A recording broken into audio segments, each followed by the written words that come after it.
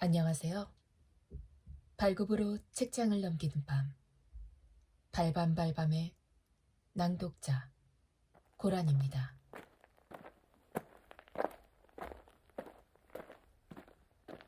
엄마 제3장.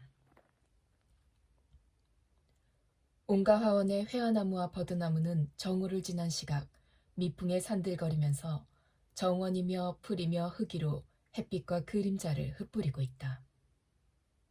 아니, 풀이나 흙뿐만이 아니다. 그 회화나무에 걸린 이 정원에는 어울리지 않는 하늘색 해먹에도 흩뿌리고 있다. 해먹 속에 들어누운 여름 바지에 조끼만 걸친 땅딸막한 사내에게도 흩뿌리고 있다. 사내는 관련에 불을 붙인 채 회화나무 가지에 매단 중국풍 새장을 바라보고 있다. 새는 문조나 그 비슷한 종류 같다. 새도 빛과 그림자의 반점 속에서 회를 타고 여기저기 옮겨다니다가는 가끔씩 잠옷 이상하다는 듯 새장 아래에 있는 사내를 바라보곤 한다. 사내는 그때마다 미소를 지으며 권련을 입으로 가져갔다. 그렇지 않으면 마치 사람에게 이야기하듯이 이놈이라든지 왜 그래? 하는 식으로 말을 걸기도 한다. 주변은 정원수의 산들거림 속에 아련한 풀향기를 풍기고 있었다. 가끔 한 번씩 먼 하늘로부터 기선의 기적이 울릴 뿐 지금은 사람 소리고 뭐고 아무것도 들리지 않는다. 기선은 이미 멀리 사라졌겠지. 불그스름하게 흐린 장강물에 눈부신 항적을 남기며 서쪽인지 동쪽인지로 사라졌겠지. 그 강물이 보이는 선창에는 벌거벗은 것이나 다름없는 거린 하나가 수박 껍질을 씹고 있다. 거기서는 또 한 무리의 새끼 돼지들이 길게 드러누운 어미 돼지의 젖꼭지를 놓고 다투고 있을지도 모르겠다. 새 구경에도 실증이 난 사내는 그와 같은 공상에 잠겼다가 어느새 꾸벅꾸벅 졸고 있었다. 여보. 사내는 큰 눈을 떴다. 해먹 옆에 서 있는 것은 상하이 여관에 있을 때보다 조금은 혈색이 좋아진 도시코다. 머리카락에도 여름용 오비에도 평범한 유카타에도 역시 빛과 그림자가 반점을 그린 화장기 없는 도시코다. 사내는 아내의 얼굴을 보면서 거리낌 없이 하품을 했다. 그러고는 잠옷 고단한 듯 해먹에서 몸을 일으켰다. 우편물이에요, 여보. 도시코는 눈만 웃어가며 편지 몇 통을 사내에게 건넸다. 동시에 유카타 품속에서 분홍색 봉투에 든 작은 편지를 꺼내 보였다. 오늘은 제게도 왔어요. 사내는 해먹에 걸터 앉은 채 이미 짧아진 권련을 씹으며 편지를 읽기 시작했다. 도시코도 거기 선 채로 봉투와 같은 색깔의 편지지에 가만히 시선을 떨어뜨리고 있다. 온갖 화원의 회화나무와 버드나무는 정오를 지난 시각에 미풍에 산들거리며 이 평화로운 두 사람 위로 햇빛과 그림자를 흩뿌리고 있다. 문조는 거의 지저귀지 않는다.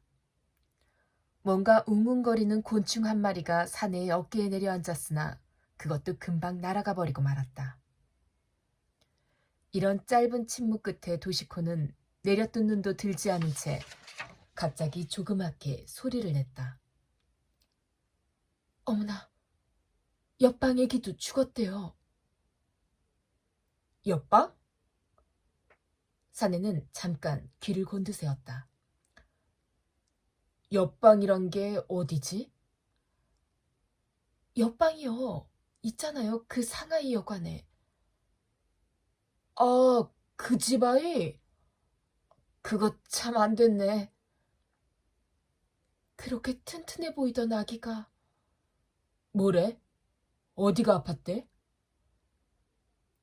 역시 감기래요. 처음에는 춥게 져서 감기가 든 정도인 줄 알았대요. 도시코는 다소 흥분한 듯 빠른 속도로 편지를 계속 읽어내려갔다. 병원에 데리고 갔을 때는 이미 늦어서. 그런데 너무 비슷하지 않아요? 주사를 놓고 산소호흡을 하고 온갖 방법을 다 썼지만, 어, 그리고 뭐라고 쓴 거지? 울음소리구나. 울음소리조차 점차 사그라들더니 그날 밤 11시 5분 전쯤에 결국 숨을 거두었습니다. 그때의 제 슬픔을 부디 헤아려 주시기를. 참 안 됐구먼. 사내는 다시 한번 해먹에 천천히 드러누우면서 같은 말을 되풀이했다. 사내의 머릿속 어딘가에는 지금도 빈사 상태의 아기 하나가 가냘프게 헐떡이고 있다. 그렇게 생각하자 그 헐떡임은 어느새 다시 울음소리로 바뀌고 만다. 빗소리를 뚫고 들려오는 건강한 아기의 울음소리로. 사내는 그런 환상 속에서도 아내가 읽는 편지에 귀를 기울이고 있었다. 부디 헤아려 주시기를. 그리고 언젠가 당신을 뵈었던 게 생각났는데 그 무렵에는 필시 당신께서도. 아니 정말이지. 세상이 싫어. 도시코는 우울한 눈을 들더니 신경질적으로 짙은 눈썹을 찌푸렸다. 하지만 잠깐 말이 없더니 세 장의 문조를 보자마자 기쁜 듯이 가냘픈 두 손으로 박수를 쳤다. 아, 좋은 생각이 났다. 이 문조를 놓아주면 좋겠어요. 놓아준다고? 당신이 그렇게 애지중지하던 새를? 네, 애지중지하던 새라도 상관없어요. 옆방 아기를 위한 추선 공양인걸요.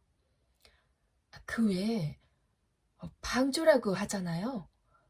방조를 하는 거예요. 문조도 틀림없이 좋아할걸?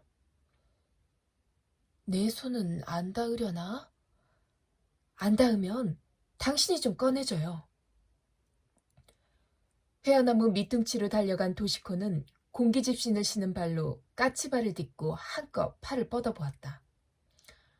하지만 세 장을 매단 가지에는 손가락조차 닿지 않는다. 문조는 미친 듯이 작은 날개를 파닥거린다. 그 바람에 먹이통에 담긴 좁쌀도 세 장 밖으로 흩어졌다.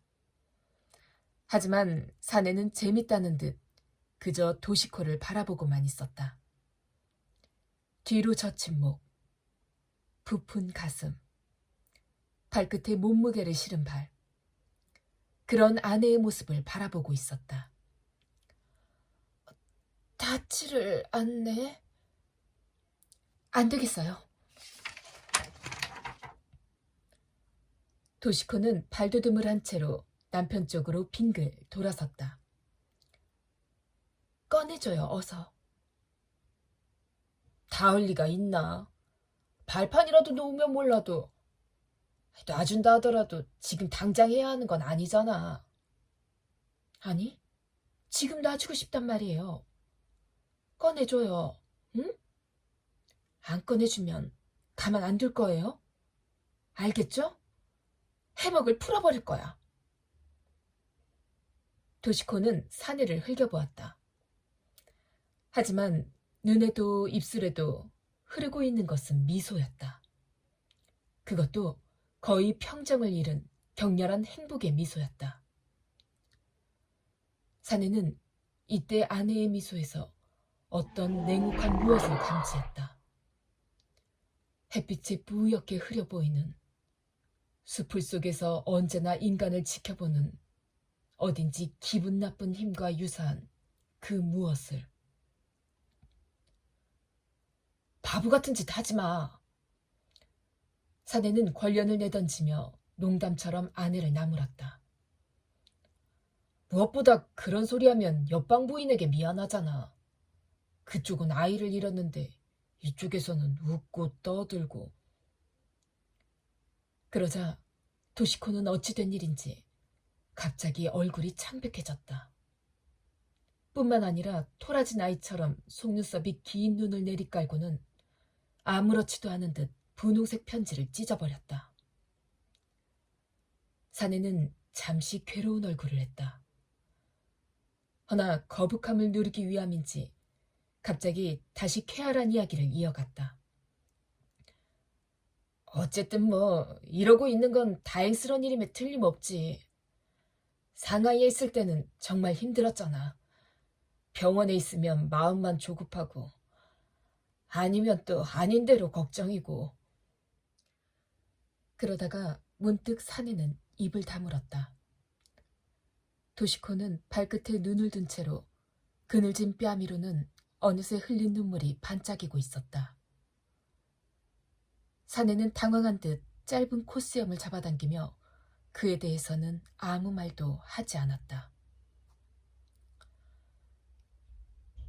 여보. 숨막히는 침묵이 이어진 후 이렇게 불렀을 때도 도시코는 여전히 남편에게서 안색 나쁜 얼굴을 돌린 채였다. 왜? 내가 나쁜 걸까요? 그 아기 죽은 것이. 도시코는 갑자기 남편의 얼굴을 묘하게 열에 들뜬 눈길로 쏘아보았다. 죽은 것이 기뻐요. 안 됐다고 생각은 하면서도 그래도 나는 기쁘다고요. 기뻐해서는 안 되는 걸까요, 여보? 도시코의 목소리에는 지금까지 없었던 격렬한 힘이 담겨져 있었다. 사내는 와이셔츠 어깨와 조끼를 이제는 가득 비치기 시작한 눈부신 햇살로 도금하면서 그 물음에 대해서는 아무 대답도 하지 못했다. 사람의 힘으로는 어찌할 수 없는 무언가가 앞을 턱 가로막고 있는 것처럼.